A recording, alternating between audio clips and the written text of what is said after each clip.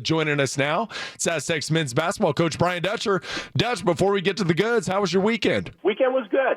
Pretty relaxing. We had graduation, so I went up on campus. We celebrated with Mike Sohikish, Jeremy Hemsley, Devin Watson, and Lorenzo Wade finished his degree. So we had a big graduation celebration at Viejas and sent our seniors out proud of all of them. That's a pretty fun class, right? You must be, like you said, proud of them. I mean, what Watson and Hemsley did specifically for you, Sohikish as well, but on the floor, that's got to be a special class for you, isn't it? Yeah, the two senior guards meant so much to us this year, and obviously over their careers, and it was fun to get over there with their families, cap and gown, and honor them. And this is what it's about. It's about athletics, but it's also about education, and to send them out with their degrees was a special moment for all of us. Do you have to remind yourself of that perspective there? At times when we get so caught up in our seasons, and it's all competition, it's game after game, to not lose sight of the big message and the big focus, which is education, and educate these young guys not only on the court but off the court.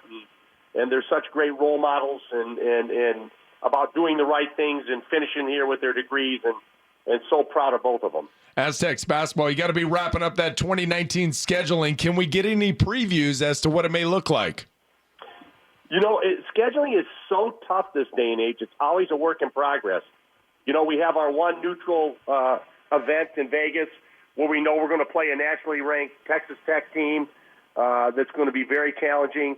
On the other side of that bracket, we've got Iowa and Creighton, both teams that are returning the majority of their squads, and I would be surprised if both of those aren't ranked at the start of the year. So we have the challenging neutral site event.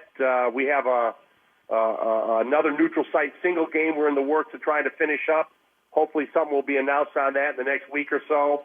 And then we're trying to add one more challenging home game to the schedule.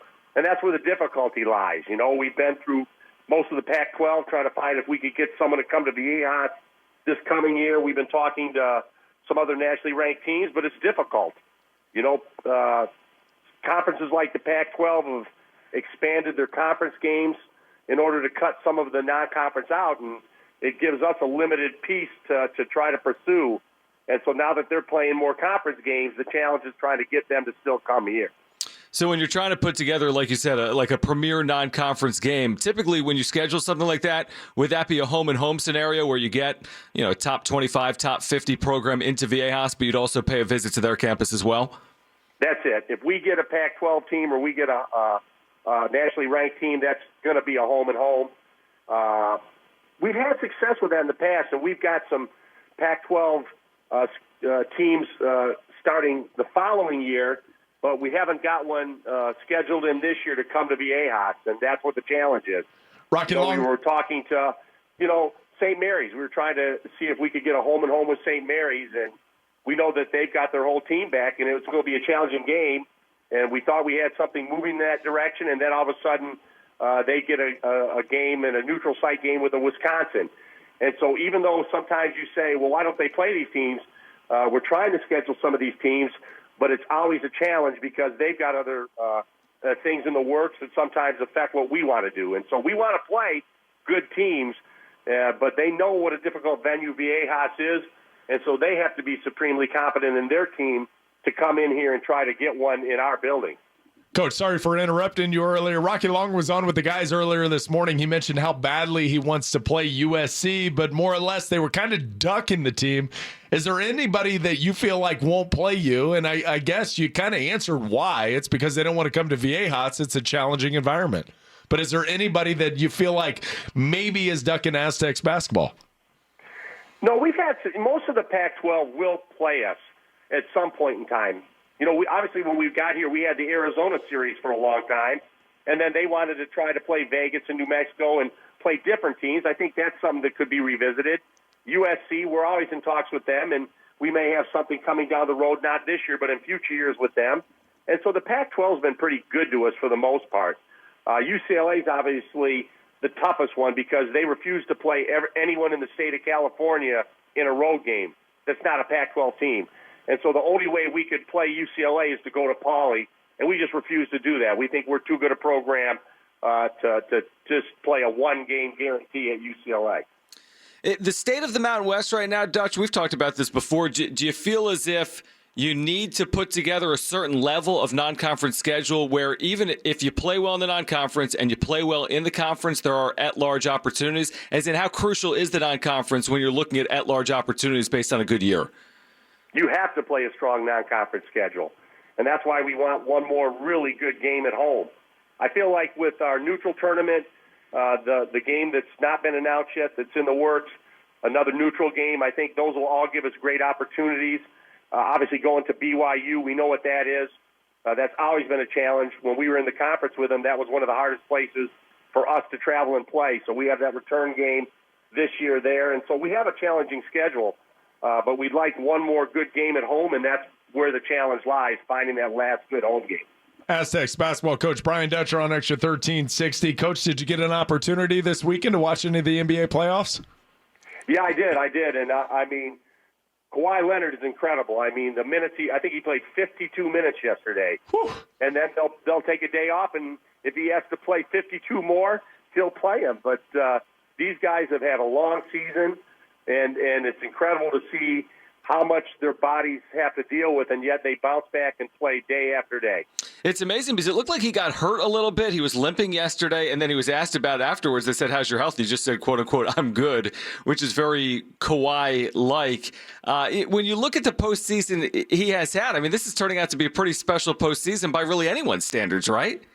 Yeah, I heard him say in the broadcast yesterday that nobody had scored 30 against the Bucks in the first two rounds, and Kawhi scored 30 against them in all three games. So that just shows you what level he's playing at. The defenses are geared to stop him, and he continues to produce at that level. And at the minutes he's playing is incredible. So I'm excited to see their next game. If they can get that next one at home and make a series of this, that would be really exciting. Golden State, obviously, is playing at an elite level. I mean, what they do offensively, nobody else in the NBA does. They're so well coached with Steve Kerr, and they've been together so long that they just seem to know where each other are all the time on the floor. Coach, when I watch football, it's kind of clear that innovation travels upwards. It goes from high school to college, and then it kind of finalizes years later in professional football.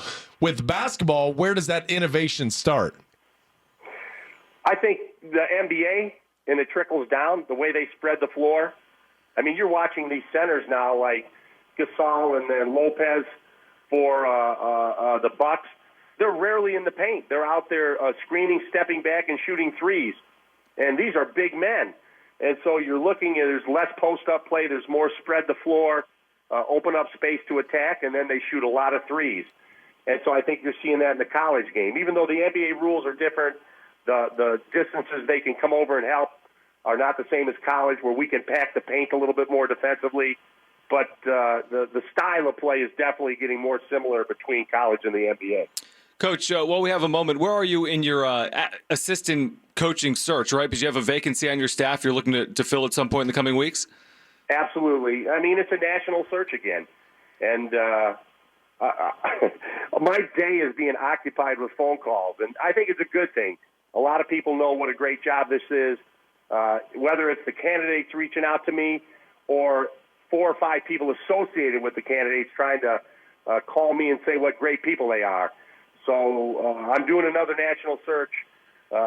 It's a lot of work, but it's very gratifying to see what people think of this program and how badly they want to be a part of it. Yeah, I can't imagine how many guys are calling, trying to get in. Do you know somebody? Get me a meeting with the coach. I mean, good luck to you on that one, being able to filter through all of it. All right, last one for me before we let you go, Coach. Let's say you're the Golden State Warriors. You can only pick one. Who are you going with from here on out building your franchise? You going with Steph Curry or you're going with Kevin Durant? I'm going with Curry. And why? Just because I think he wants to be there. I mean, I think Durant, the talk all year has been, does he want to be in Golden State next year? Is he looking at other opportunities with the Knicks or the Nets or wherever it might be, the Clippers? And I think Curry has just always been the franchise there. He started it, and he doesn't seem interested in going anywhere else. He wants to make Golden State great, and I think loyalty has to be rewarded.